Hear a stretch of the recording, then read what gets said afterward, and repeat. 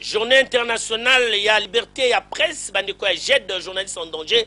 Il réagir na tina makambetali, c'est ça que on a République démocratique du Congo. Monsieur Primo Mukambila n'a qu'à bien se tenir. Ce jet, en tout cas, tout outil Kokomela et Mukanda. Tant que mon acquis que Denama a vu mesure Moko Boye, à suspendre émission Moko et à TKM, tout ça, tout jouit communiqué, on a dit total qu'effectivement, a utilisé papier Moko en tête, il y a ses sacs, a tiré le logo à ses sacs.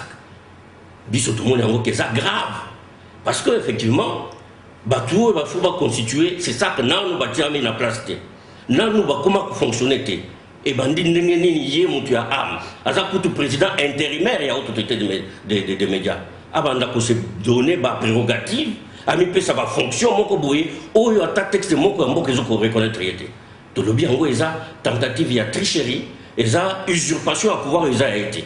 En principe, il faut pas poursuivre devant les cours des tribunaux pour usurpation. Parce qu'ils ont violé vraiment la constitution en Boka.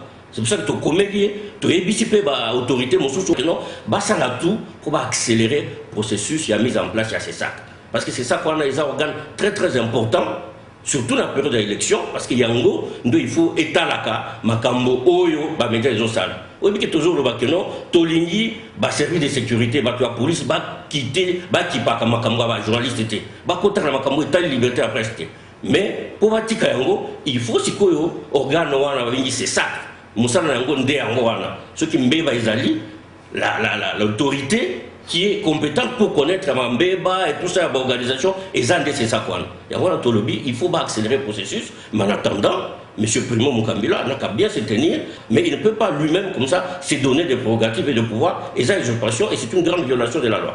Ils ne peuvent pas commencer à prendre de grandes décisions, à commencer à engager structure dans un projet à long terme, dans 2 ou 3 ans, signer des contrats avec des partenaires. Je crois que c'est de la tricherie. Et quand ça